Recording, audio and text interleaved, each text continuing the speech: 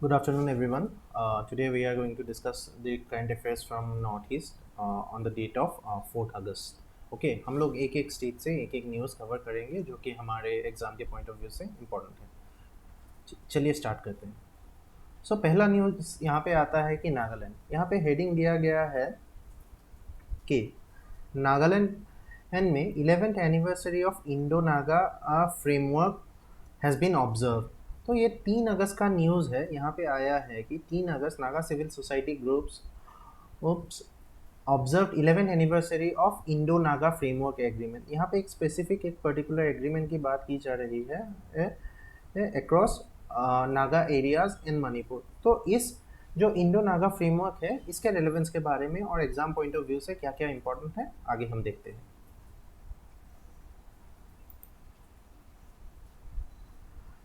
Indo Naga framework actually यहाँ पे मैं लिख देता हूँ. 2015 को साइन हुआ था between NSCN national socialist council of Nagaland and government of India के बीच में. यहाँ पे इंपॉर्टेंट हाइलाइट्स लिखा गया है कि it formally acknowledge the unique history and culture of Naga, shifting the issue from security problem to a political dialogue. Actually होता क्या है, NSCN का डेकेड से एक डिमांड रहा है कि वो लोग को सिसेशन चाहिए, मतलब इंडिया से अलग होके एक नेशन बनना है, जो कि हमारे कॉन्स्टिट्यूशनल फ्रेमवर्क के अंदर पॉसिबल नहीं है. तो इस डिमांड को मद्देनज़र रखते हुए कुछ एक मिडिल पार्ट लिया गया है जिसके अंतर्गत कॉन्स्टिट्यूशनल फ्रेमवर्क के अंदर ही इनको सॉवरेनिटी देने का एक कोशिश किया गया है under this Indo Naga framework. तो यहाँ पे जैसे लिखा गया है shared sovereignty. This word means that replace the demand of for complete independence. जैसे कि मैंने बताया था आपको, ये लोग complete secession चाहते थे इंडिया से. ये वो एक फुल फ्लेजेड स्टेट बनना चाहते थे, बट हमारा कॉन्स्टिट्यूशन हमें सिसेशन अलाउ नहीं करता है. तो इसलिए with in the constitutional framework एक शेयर्ड सॉवरेनिटी देने की कोशिश की गई है. तो इस आर्किटेक्चर और इस फ्रेमवर्क के बारे में थोड़ा देख लेते हैं हम लोग. तो यहाँ पे लिखा गया है peace architecture establish the formal roadmap to end over 6 decades of armed conflict in the region. मैं इस जो आर्म कॉन्फ्लिक्ट है इसके हिस्ट्री के बारे में थोड़ा सा आपको बता देता हूँ तो आपको समझने में आसानी होगी. यहाँ पे एक आदमी आता है एजे फिजो. ये नागालैंड में काफ़ी पॉपुलर है ये आदमी. इसको नागा मूवमेंट का लीडर माना जाता है. इसने ये NNC नाम के एक ऑर्गेनाइजेशन को स्थापित किया था जिसके अंदर ये लोग प्रोलॉन्ग ईयर्स के लिए रिबेलियन करते रहे, इंसर्जेंसीज करते रहे. ये NSCN की पहले की बात है. उसके बिहाफ पे क्या होता है, आते आते 1963 पे नागालैंड को स्टेटहुड मिलता है. तो ये भी एक फैक्ट है कि ऑर्गेनाइजेशंस ऑफ स्टेट वगैरह में प्रीलिम्स में मान लीजिए क्वेश्चन आता है कि मैच द फॉलोइंग, कौन से स्टेट को कब स्टेटहुड मिला था. ये हमारे प्रीलिम्स पॉइंट ऑफ व्यू से थोड़ा इम्पोर्टेंट है. इसको इस डेट को याद कर लीजिएगा कि नागालैंड को वो किस डेट में सेपरेट किया गया था. ये है 1963 को. ये जो एजे फिजो का मूवमेंट है इसके चलते तहत नागालैंड को स्टेटहुड मिला था. लेकिन यहाँ पे एक प्रॉब्लम होता है कि ये जो नागालैंड स्टेटहुड है एक फैक्शन को, NSCN बोलते हैं इसको, एक फैक्शन इमर्ज होता है NSCN. इनको ये फ्रेमवर्क अच्छा नहीं लगता है. दे वर मोर काइंड ऑफ रेडिकल और रिबेलियस हम लोग बोल सकते हैं. वो लोग ने एक आर्म रिबेलियन स्टार्ट कर दिया NSCN. इसका मतलब होता है national socialist council of Nagaland. मैं लिख देता हूँ इधर, national socialist council of Nagaland. तो ये काफ़ी हार्डकोर डिमांड्स करने लगते हैं कि हमें इंडिया से अलग होना है, हमें अपना एक इंडिपेंडेंट सॉवरेन नेशन बनना है. इसके चलते नागालैंड में कई सारे इंसर्जेंसी मूवमेंट्स हुए हैं. काफ़ी सारे जो हमारे ह्यूमन रिसोर्सेस हुए, काफ़ी सारे हमारे जो युवा है वो लोग ने अपनी जान गंवाई है over the course of time. It has come to a conclusion कि 2015 में एक कंक्लूजन साइन होता है. NSCN जैसे कि मैंने बताया, national socialist council of Nagaland. 2 leaders है यहाँ पर, थुइंगालेंग मुइवा, TH मुइवा जो लिखा है, आइजैक चिसीसू. ये लोग गवर्नमेंट ऑफ इंडिया के साथ एक समझौता करते हैं जिसको हम लोग इंडो नागा फ्रेमवर्क बोलते हैं। बाकी आगे हम इसके फैक्ट्स थोड़े देखते हैं। तो जैसे कि हम लोग जानते हैं कि कुछ स्टेट को स्पेशल प्रोविजंस दिया गया है। 371A जैसे नागालैंड के लिए है, जिसके अंतर्गत कॉन्स्टिट्यूशनल मैकेनिज्म और फ्रेमवर्क के अंतर्गत उनको कुछ स्पेशल स्टेटस दिया गया है और कुछ स्पेशल प्रोविजंस दिया गया है ताकि वो सिसेशन का डिमांड ना करे और एक पीसफुल को एग्जिस्टेंस के साथ मेनलैंड इंडिया के साथ वो रहे। ठीक है, लेकिन यहाँ पे प्रॉब्लम यहाँ आता है कि ये जो इंडो नागा फ्रेमवर्क है, it has been on a deadlock. Deadlock का मतलब क्या होता है, इसका कोई कंक्लूजन कॉन्क्रीट अभी तक इम्प्लीमेंट नहीं हुआ है, जिसके तहत काफ़ी बार हमें न्यूज़ में देखने को मिलता है कि ये लीडर्स फिर से रिबेल करना चाहते हैं वगैरह वगैरह। इसके दो मुख्य कारण हैं। ये एक नागा फ्लैग डिमांड कर रहे हैं अपना, जैसे कि एक सेपरेट नेशन का एक अलग से फ्लैग होता है, ये लोग वो डिमांड कर रहे हैं जो कि कॉन्स्टिट्यूशनल फ्रेमवर्क के अंदर एक पॉसिबल नहीं। And with in the framework एक कॉन्स्टिट्यूशन, दूसरा कॉन्स्टिट्यूशन भी पॉसिबल नहीं है जो लोग वो डिमांड कर रहे हैं। तो ये दो एक रोड ब्लॉक जैसा हो गया है जिसके जिसके तहत ये फ्रेमवर्क इम्प्लीमेंट नहीं हो पा रहा है। तो ये था एक न्यूज़। इंडो नागा फ्रेमवर्क कब साइन हुआ था? 2015 को साइन हुआ था, ये याद रखना है, कभी पूछ लिया जा सकता है प्रीलिम्स के पॉइंट ऑफ व्यू से। ठीक है, अभी हम दूसरे न्यूज़ पे जाते हैं। तो दूसरा न्यूज़ आता है, एक बहुत अच्छा खबर आया है इधर अरुणाचल से। अरुणाचल में यहाँ पे हेडलाइन दिया है कि Glow lake declared Arunachal first Ramsar site. पहले एक न्यूज़ को एक बार पढ़ लेते हैं ब्रीफ रीडिंग के साथ, फिर हम इसको अच्छे से चर्चा करेंगे। Union Environment Minister Bhupinder Yadav announced that Glaw Lake has been designated as Arunachal's first Ramsar site. First Ramsar site इस वर्ड को याद करना है हमें, first Ramsar site. This milestone brings India's total number of recognised Ramsar site to 101। ये काफ़ी कम हुआ करता था जब रामसर साइट फर्स्ट डेजिग्नेट किए गए थे, 26 के आसपास थे, अभी जाके ये 101 हो गए हैं। आगे हम देखते हैं कि ये ग्लॉ वेटलैंड के बारे में क्या क्या फैक्ट्स दिए गए हैं। Glaw is an ecologically critical pristine freshwater wetland situated in Kamlang. ये याद रखना है, Kamlang tiger reserve, wild life sanctuary in eastern Himalayas. तो ये जो ग्लॉ लेक है ये लोहित डिस्ट्रिक्ट में आता है अरुणाचल के, और यहाँ पे अगर थोड़ा माइक्रो स्पेसिफिक हो जाए तो हम इसको वाक्रो टाउन के एरिया के अंतर्गत हम इसको देखने को मिलता है। तो ये वेटलैंड के बारे में जान लेते हैं।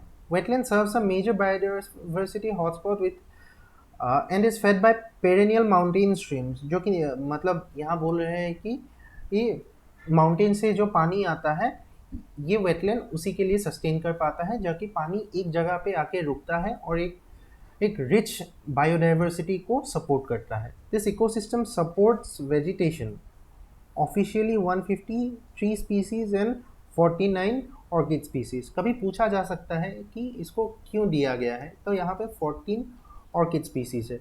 वैसे भी नॉर्थ ईस्ट काफ़ी जाना जाता है ऑर्किड स्पीसीज़ के लिए। ये काफ़ी डेंस पॉपुलेशन ऑफ ऑर्किड्स यहाँ पे नॉर्थ ईस्ट पे मिलता है, and specially also in Arunachal. तो ये ग्लॉ लेक के बारे में कुछ इन्फॉर्मेशंस थे। अभी हम देखते हैं रामसर कन्वेंशन के बारे में थोड़ा सा, ये भी हमारे प्रीलिम्स के पॉइंट ऑफ व्यू से इंपॉर्टेंट हो जाता है। Ramsar convention, Ramsar convention is an international environmental treaty established in 1971। ये याद रखना है, कभी प्रीलिम्स में स्टेटमेंट बेस्ड क्वेश्चन आ सकता है। Ramsar Iran primarily to conserve biodiversity and wetland waterfowl habitats। तो यहाँ पे दिया गया है waterfowl habitats, मतलब जहाँ पे वाटर क्लॉगिंग होता है और एक बायोडाइवर्सिटी ये इकोसिस्टम क्रिएट होता है। तो यहाँ पे नॉर्थ ईस्ट का जैसे हम जानते हैं ये फिफ्थ होगा, शायद फिफ्थ वेटलैंड है। अगर सिक्किम को पकड़े हम तो ये सिक्स्थ हो जाएगा, तो ये सिक्स्थ वेटलैंड है। पहला वेटलैंड आता है वो है, मैं इसको भी आप नोट डाउन कर सकते हैं, ये भी प्रीलिम्स के पॉइंट ऑफ व्यू से काफ़ी इंपॉर्टेंट है। लोकटक लेक पहला नॉर्थ ईस्ट का वेटलैंड है। ये मैं MN लिख रहा हूँ, मतलब मणिपुर है। ठीक है, यहाँ पे आता है दीपोर बिल सेकेंड वाला, जो कि आसाम पे है। दीपोर बिल सेकेंड है, ये असम का है। ओके, तीसरा आता है रुद्र सागर। रुद्र सागर आता है त्रिपुरा में, त्रिपुरा। चौथा आता है पाला। कभी अगर स्टेटमेंट मैच द फॉलोइंग में पूछ लिया गया है कौन से वेटलैंड कौन से नॉर्थ ईस्ट के स्टेट से बिलोंग करता है, तो इस इंफॉर्मेशन से हम काफ़ी इजीली इनको मैच कर सकते हैं। मैंने पहले ही बताया था कि जब ये पहले पहले रामसर साइट डेजिग्नेट होना शुरू हुए थे 2014 में थे 26, अब हो गए हैं ये 101। ठीक है, 101 बन गए हैं, जो कि हमारे बायोडाइवर्सिटी कंजर्वेशन के लिए, वेटलैंड कंजर्वेशन एंड प्रिजर्वेशन के लिए काफ़ी ही एक अच्छा एफर्ट है।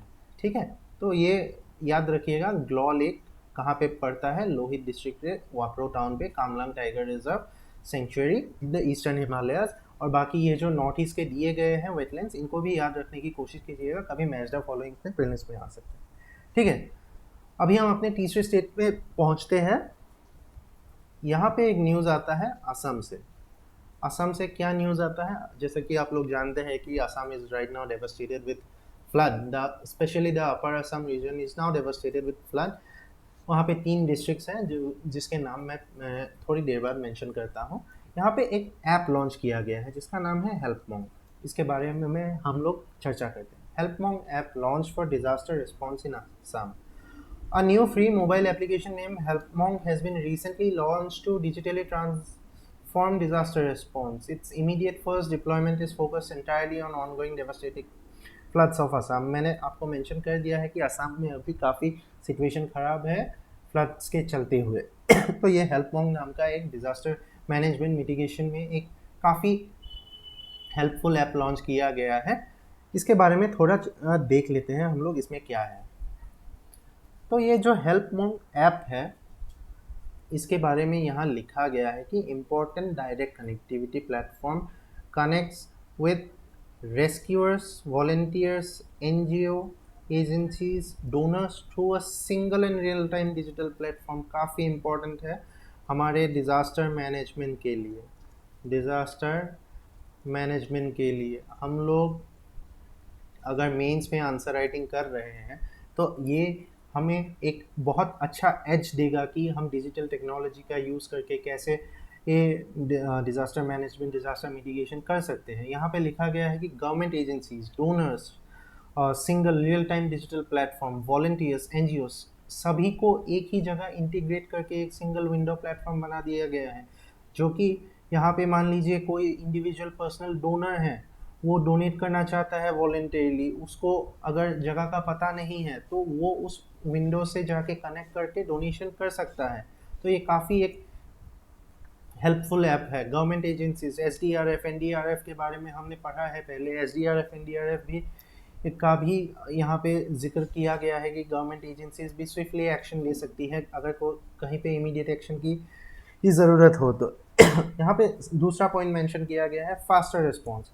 Affected people can upload now geotagged SOS live locations, photographs and immediate requirements।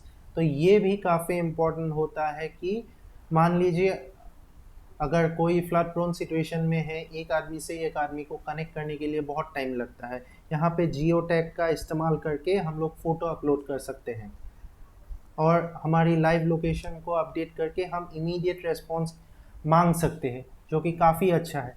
अगर हम एक आदमी से एक आदमी, मान लीजिए एक फ्लड इफेक्टेड आदमी वॉलंटियर से कांटेक्ट करेगा, वॉलंटियर जाके एसडीआरएफ से कांटेक्ट करेगा, एसडीआरएफ जाके हायर सपोर्ट के लिए एनडीआरएफ को कांटेक्ट करेगा, तो वो एक काफ़ी लंबा चेन हो जाता है। तो इसके लिए ये ऐप काफ़ी हेल्पफुल है। तो ये आप डिज़ास्टर मैनेजमेंट में लिख सकते हैं अपने आंसर्स में। अगर ना भी लिखे तो प्रीलिम्स के पॉइंट ऑफ व्यू से ये भी इम्पोर्टेंट है, ये याद करके रखिएगा। ये ऐप का use first time Assam floods में हुआ था।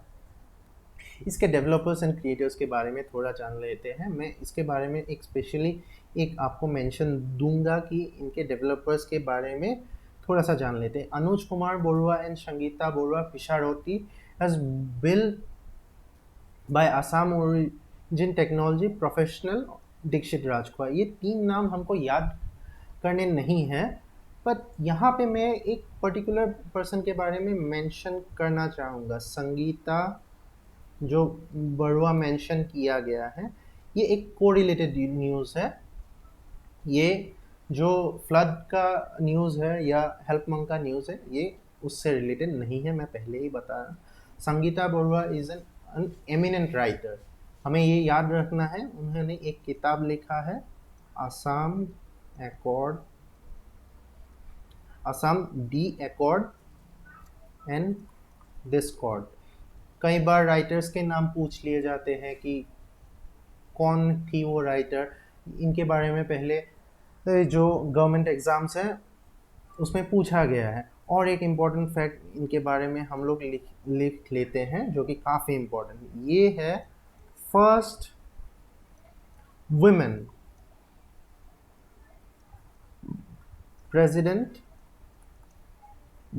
Of press club of India. ये है असम की इंडिया की पहली women president press club of India की। ये एक्चुअली असम से बिलोंग करती है, गोलाघाट डिस्ट्रिक्ट से। सो ये फर्स्ट वुमेन प्रेसिडेंट है प्रेस क्लब ऑफ इंडिया की, जो कि एक काफ़ी वैल्यूएबल इंफॉर्मेशन है प्रीलिम्स के पॉइंट ऑफ व्यू से। कभी अगर पूछ लिया जाए तो इनका नाम याद रखिएगा, ठीक है। नेक्स्ट न्यूज़ की तरफ हम मूव ऑन करते हैं। चौथा न्यूज़ आता है मिजोरम से। मिजोरम से न्यूज़ आता है, Mizoram celebrates 48th anniversary of historic peace accord. इस पीस एकॉर्ड के बारे में हम लोग पढ़ेंगे, पहले हमें एक ब्रीफ रीडिंग कर लेते हैं इसका। मिजोरम सेलिब्रेटेड रेनमानी, इनके पीस डे को क्या बोला जाता है, रेनमानी। कभी अगर पूछ लिया जाए तो रेनमानी इज एसोसिएटेड विथ व्हाट, हम लोग आंसर मार्क करेंगे मिजोरम, ठीक है। Mizoram marking the 40th anniversary of historic Mizo peace accord in 1986। ये एक पीस एकॉर्ड है। पीस एकॉर्ड का मतलब हमें यहाँ पे एक आइडिया हो जाता है कि शायद वहाँ पे इंसर्जेंसी हुआ होगा, इसके तहत एक पीस एकॉर्ड साइन हुआ होगा। इसके रिगार्डिंग फैक्ट्स हम देख लेते हैं, ओके। यहाँ पे मेमोरेंडम के बारे में मैं आपको एक ब्रीफ आइडिया दे देता हूँ। End of insurgency, MOS, memorandum of settlement, ended 2 decades of violent conflict and insurgency in the region। हमारे नॉर्थ ईस्ट के काफ़ी स्टेट्स, मैंने पिछले आर्टिकल में भी नागालैंड के बारे में पढ़ाया था कि NSCN का जो इंसर्जेंसी था 2015 में, वो कैसे एक सीज फायर तक पहुंचा था। तो यहाँ पे भी हम देख लेते हैं मिज़ोरम के बारे में। एक यहाँ पे इंसर्जेंट ग्रुप बनता है जिसका नाम है मिज़ो नेशनल फ्रंट। MNF जो आता है, ये भी नागालैंड की तरह सिसेशन डिमांड करता है, और जो मॉडरेट थे वो स्टेटहुड डिमांड करता था। तो ये स्टेटहुड डिमांड करता था। यहाँ पे मेंशन किया गया है कि ये साइन हुआ था 1986 को। तो यहाँ पे एक लीडर हुआ करते थे लाल डेंगा। कभी अगर पूछ लिया जाए कि Laldenga is associated to which movement, हम मिज़ोरम को याद करेंगे, और मिज़ोरम को याद करते ही हमें याद आ जाएगा मिज़ो नेशनल ग्रुप। तो ये काफ़ी प्रोलॉन्ग डिमांड था, 2 डेकेड्स में इंसर्जेंसी था इस स्टेट पे। तो आखिर में एक सोल्यूशन पीस एकॉर्ड साइन होता है कि मिज़ोरम को स्टेटहुड दिया जाएगा। इसके चलते ही मिज़ोरम को 1987 में, मैंने जैसे ही कहा है, काफ़ी insurgency movements north east India में प्रेवेलेंट है, जिसको हम लोग देख सकते हैं कि कोई सिसेशन डिमांड कर रहा है इंडिया से, कोई स्टेटहुड डिमांड कर रहा है, कोई autonomy with in the state, with in the 6th schedule demand कर रहा है। तो काफ़ी सारे ट्राइब्स एंड पॉपुलेशन के होते, काफ़ी डाइवर्सिटी होने के कारण हमें काफ़ी insurgency infested places north east में देखने को मिलता है। तो मिज़ोरम भी ऐसे ही एक इंसर्जेंसी इन्फेस्टेड स्टेट से बाहर आया था। एक फुल स्टेटहुड वो लोग ने एस्टेब्लिश किया था 1987 को, उनको फुल स्टेटहुड मिला था। ये भी प्रीलिम्स पॉइंट ऑफ व्यू से इम्पोर्टेंट है कि हमें कभी पूछ सकता है कि मिज़ोरम को कब स्टेटहुड मिला था। मैच द फॉलोइंग में हम लोग मार्क करेंगे 1987, ठीक है। यहाँ पे हम सिग्नेटरीज देख लेते हैं। Historic accord was sign in June 30, 1986। The Mizo national front, मैंने मिज़ो नेशनल फ्रंट के बारे में बता दिया कि कैसे उन लोगों ने सेसेशन डिमांड किया था इंडिया से, उसके बाद उनको फुल स्टेटहुड मिला है। मैंने लीडर का भी नाम पहले मेंशन कर दिया था कि ये इस लीडर का नाम था लाल डेंगा। यूनियन होम सेक्रेटरी तब के होते थे आर.डी. प्रधान और मिजो चीफ सेक्रेटरी थे लाल खामा। तो यहाँ पे जो मणिपुर के मिजोरम के अभी प्रेजेंट चीफ मिनिस्टर है लाल डोहुमा, लाल डोहुमा ने एक बहुत बड़ा इम्पोर्टेंट रोल प्ले किया था। बैकडोर चैनल्स बोलते हैं हम, बैकडोर नेगोशिएशंस करते करते लाल डेंगा को कन्विंस किया था कि पीस अकॉर्ड साइन करने के लिए। तो Lalduhoma also played a very important role in Mizo national front peace accord. Okay, चलिए दूसरा वाला न्यूज़ देखते हैं।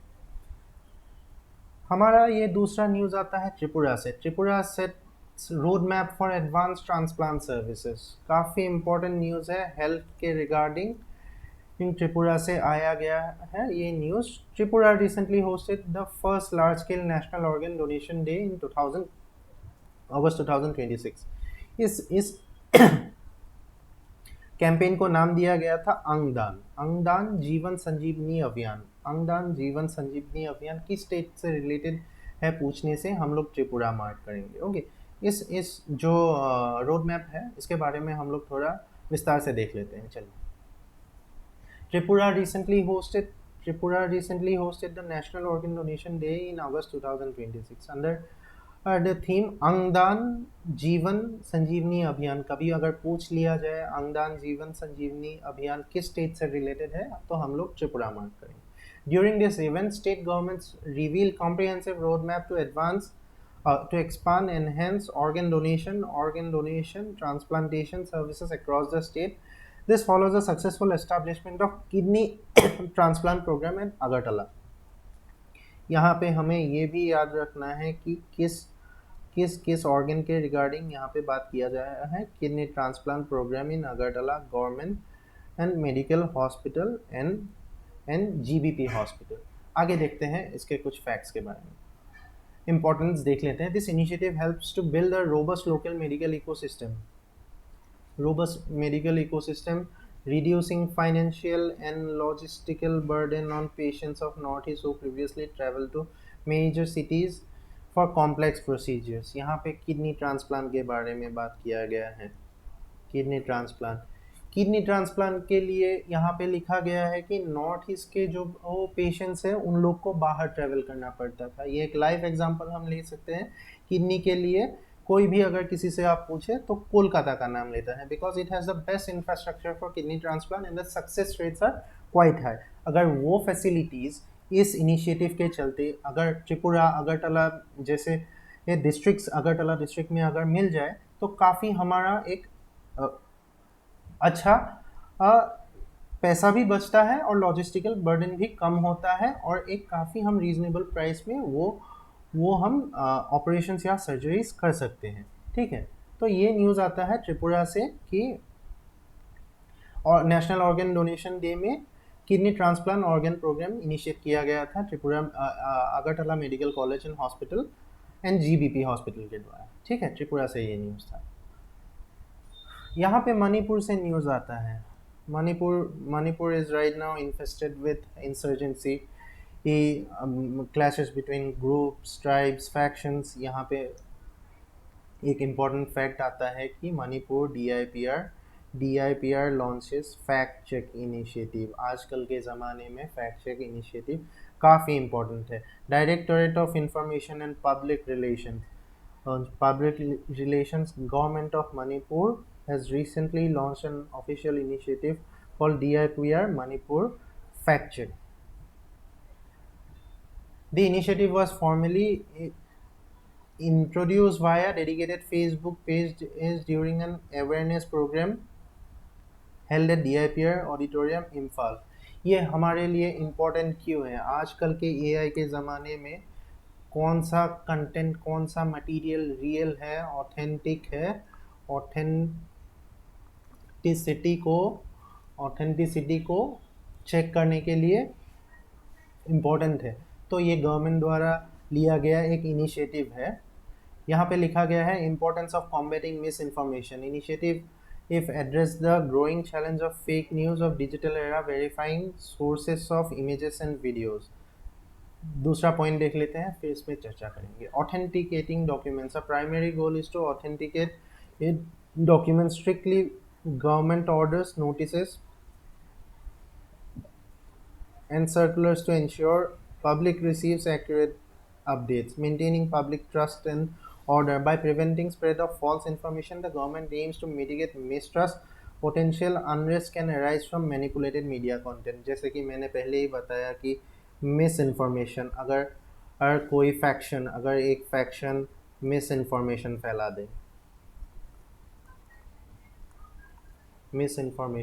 दे, तो हमारे यहाँ पे होता क्या है कि हर कोई आदमी इन्फॉर्म नहीं रहता है, उसको फैक्ट चेक करने का टाइम नहीं रहता है। And right now they are already infested with so much of problems. Manipur is burning right now. अगर उसके तहत अगर कोई आके एआई का यूज़ करके एआई फॉल्स नोटिफिकेशन नोटिफिकेशन अगर टेम्पर करे, गवर्नमेंट नोटिफिकेशन अगर कुछ जारी कर दे कि यहाँ पे ऐसा ऑर्डर लाया गया है, तो पब्लिक और जो जो कम्युनिटीज़ है वो ऐसे ही भड़क जाएंगी और अनरेस्ट का माहौल क्रिएट हो सकता है। तो DIPR के द्वारा एक फैक्ट चेक इनिशिएटिव लॉन्च किया गया है, जिसके अंतर्गत फैक्ट्स को अच्छे से वेरीफाई किया जाएगा और कौन सा कंटेंट ऑथेंटिक है इसको चेक किया जाएगा। ठीक है, मणिपुर से ये न्यूज़ था। यहाँ पे मेघालय से न्यूज़ आता है, massive protest erupts against the Kulsi river dam. Kulsi river dam में, कुल्सी एक जो नदी है, एक ब्रह्मपुत्र की साउदर्न ट्रिब्यूटरी है, उस पर एक डैम बनाने जा रहा है। तो उस डैम के बनाने का इनिशिएटिव को जब लॉन्च किया गया था, तो यहाँ पे जो लोकल्स है, Ukiam is located on the border, recently became a site of massive demonstration organized by Assam Meghalaya Joint Protection Committee। यहाँ पे जो कुल्सी रिवर डैम है, इसमें काफ़ी सारे इंडिजिनियस कम्युनिटीज़ प्रोटेस्ट कर रहे हैं कि एक डैम बनाने से हम लोग का जैसे नेचुरल इकोसिस्टम थोड़ा हैम्पर होता है, उसके कारण ये लोकल कम्युनिटीज़ एक लार्ज स्केल पे प्रोटेस्ट कर रहे हैं। यहाँ पे मेंशन किया गया है खासी, गारो, राभा, बोरो। ये ट्राइब्स खासी और गारो हैं मेघालय से। ये बोरो और राभा ट्राइब्स है आसाम से। तो ये हम याद रखेंगे, कभी कभी पूछ लिया जाता है कि कौन से ट्राइब कहाँ से हैं। तो ये चारों ट्राइब मिलकर प्रोटेस्ट कर रहे हैं कुल्सी रिवर हाइड्रो इलेक्ट्रिक प्रोजेक्ट के अगेंस्ट पे, कि वो एक नेचुरल इकोसिस्टम और जो ह्यूमन हैबिटेट है उसको हैम्पर करेगा। ठीक है, देख लेते हैं उसके बाद क्या आता है इसमें। द प्रोजेक्ट स्पेसिफिक्स के बारे में थोड़ा देख लेते हैं। Kulsi hydro power project 55 megawatt initiative with an estimated cost of rupees 145495 1454 crore का एक प्रोजेक्ट है, जो कि कुल्सी रिवर पे बनाया जाने वाला है। इसके तहत प्रोटेस्ट चल रहा है। तो ये डैम भी इम्पोर्टेंट है हमारे एग्जाम के पॉइंट ऑफ व्यू से, कि नया डैम जो कुल्सी डैम है वो कुल्सी रिवर किसकी ट्रिब्यूटरी है। मान लीजिए 55 मेगावाट एक नया डैम बनने जा रहा है, अगर प्रीलिम्स में पूछ दिया जाए तो कहाँ बना है, पूछने से हम लोग कुल्सी रिवर मार्क करेंगे। ठीक है, ये इस आर्टिकल का एम कुछ अलग था। मुझे इस आर्टिकल के तहत आपको समझाना था कि कुल्सी रिवर एक बॉर्डर रिवर की तरह काम करती है मेघालय और असम के तहत जो बॉर्डर है उसमें। ठीक है, तो ये जो रिवर है ये साउथ बैंक ट्रिब्यूटरी है ब्रह्मपुत्र की। ठीक है, ये भी कभी पूछ दिया जा सकता है कि स्टेट लेवल एग्जाम से कि कुल्सी कौन से नदी की ट्रिब्यूटरी है, तो हमें ये कुल्सी रिवर ब्रह्मपुत्र की ट्रिब्यूटरी मार्क करना है अगर मैच द फॉलोइंग जैसे कुछ क्वेश्चन आ गए। यही था मेघालय का न्यूज़। आगे देखते हैं। हाँ, यहाँ पे एक इम्पोर्टेंट फैक्ट हमको याद करना है, थ्रेट टू गैंगेटिक डॉल्फिन्स है क्या एक्चुअली। जैसा कि हम लोग सभी जानते हैं कि Gangetic dolphins are national aquatic animals. ये हमारे देश का नेशनल एक्वाटिक एनिमल है। तो ये जो है IUCN के अंदर एंडेंजर्ड कैटेगरी में आता है। तो ये इसका इसका भी प्रोटेक्शन इम्पोर्टेंट है। अगर उस डैम के बनते तहत अगर इन गैंगेटिक डॉल्फिन्स को कुछ अपने नेचुरल हैबिटेट में, नेचुरल फ्लो में अगर डिस्ट्रप्शंस फेस करना पड़ा, तो उनका उनका जैसे कि हमने देखा है कि उनका स्टेटस ऑलरेडी एंडेंजर्ड है, तो उनका अगर natural life cycle natural life habitat disturb हुआ तो उनका लॉस भी हो सकता है। वो इस डेवस्टेशन के कारण उनका विलुप्ति भी हो सकता है। तो गैंगेटिक डॉल्फिन्स के बारे में आईयूसीएन स्टेटस हमको याद करना है। ये ब्रह्मपुत्र बेसिन, और जैसे कि हम लोग यहाँ पे नेपाल के साइड में कुछ रिवर्स है वहाँ पे मिलते हैं, मेनली ये ब्रह्मपुत्र बेसिन में मिलते हैं, and it is an endangered species. ये हमको याद करके रखना है कि गैंगेटिक डॉल्फिन्स का आईयूसीएन स्टेटस है एंडेंजर्ड। ठीक है, हमारा लास्ट का यहाँ पे न्यूज़ आता है सिक्किम से। सिक्किम से बहुत ही इम्पोर्टेंट न्यूज़ आता है, resumption of India China trade via Nathula. तो यहाँ पे India China trade via Nathula, resumption के मतलब से हम ये समझ सकते हैं कि ये बंद हुआ था। रिज्यूम का मतलब होना है कुछ एक जो टेम्पोरेरी हॉल्ट लगा था उसमें। यहाँ पे हम पढ़ लेते हैं, फिर इसके बारे में डिस्कस करें। Cross border trade between China and India through strategically significant Nathula Pass in Sikkim has officially been resumed after suspended for 6 years. ये फॉर्मल रीओपनिंग 1 अगस्त को होने वाला है, यहाँ पे मेंशन किया गया है। Formal reopening ceremony took place on 1 August marking the revival of key segment of ancient silk road. इसके बारे में हम डिस्कस करेंगे, पहले पूरा आर्टिकल हम एक बार रीडिंग कर लेते हैं। ठीक है, इकोनॉमिक रिवाइवल, यहाँ पे लिखा गया है economic revival. The reopening provides a major boost to nearly 600 registered Indian traders and local communities in Sikkim whose livelihoods are dependent on commerce. यहाँ पे specific number specific है 600 registered Indian traders। registered मतलब हमें यहाँ पे एक idea लगता है कि यहाँ पे एकदम से ऐसे हमारे लोकल मार्केट्स वगैरह में फ्री ट्रेड होता है, वैसे नहीं होता है, because it is a strategically important location, इसलिए रजिस्ट्रेशन शायद मैंडेटरी होगा वहाँ पे। यहाँ पे इसलिए मेंशन किया गया है कि ओनली 600 रजिस्टर्ड ट्रेडर्स का सीजनल बॉर्डर ट्रेड पे। सीजनल बॉर्डर ट्रेड से हमें ये मालूम होता है कि ये सीजन में ही होता है, not year around, not year around. Okay, तो हमें अगर प्रीलिम्स में स्टेटमेंट बेस्ड अगर क्वेश्चन आ जाए कि सिक्किम का नाथुला का जो बॉर्डर ट्रेड है क्या वो पूरे साल होता है, तो हम इसको गलत मानेंगे। ठीक है,